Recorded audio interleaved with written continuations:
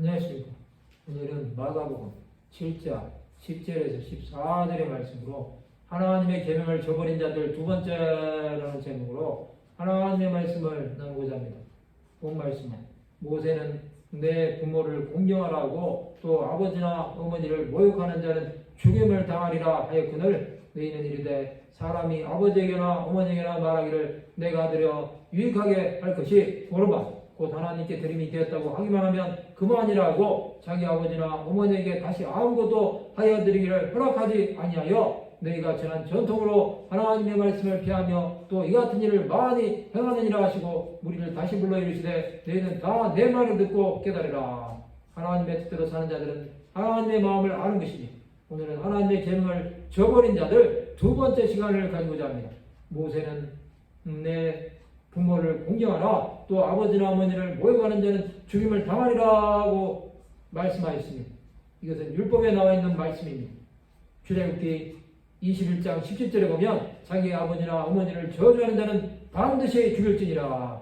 이것은 부모는 하나님께서 대신 보내주신 양육자라는 의미입니다. 보이는 부모를 사랑하지 않는 자가 보이지 않는 하나님을 사랑한다는 것은 거짓말입니다. 내가 아버지나 어머니에게 드리려던 것이 고르반 곧 하나님께 드리는 예물이 됐다라고 하면 그만이라면서 너희 부모를 더 이상 공양하지 않으니 너희는 전통을 핑계삼아 하나님의 말씀을 유명무실하게 만드는 것이 아니냐. 또 너희가 많은 일들을 이런 식으로 행하고 있다. 이것은 외식입니다. 부모를 공경하지 않는 자가 하나님께 드린다는 것은 자기 합리화입니다.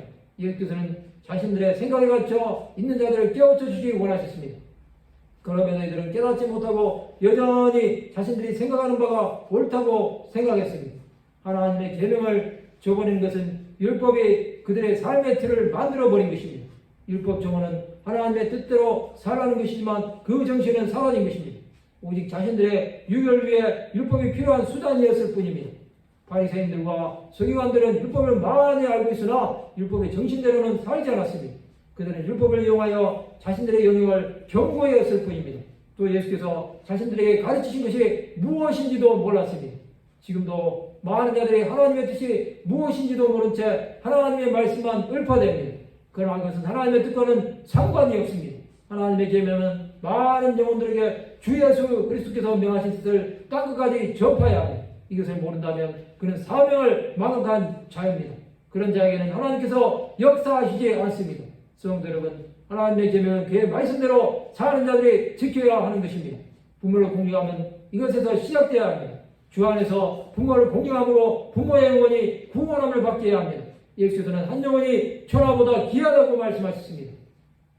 믿는 자들이 하나님의 계명을 온전히 지킨다면 하나님의 뜻은 수많은 자들에게 구원함을 주시는 은혜가 있을 것입니다. 말씀을 마치고자 합니다. 하나님의 말씀대로 살아 주의 뜻을 온전히 행하는 하나님의 백성들이 되시기를 주님의 이름으로 축원합니다.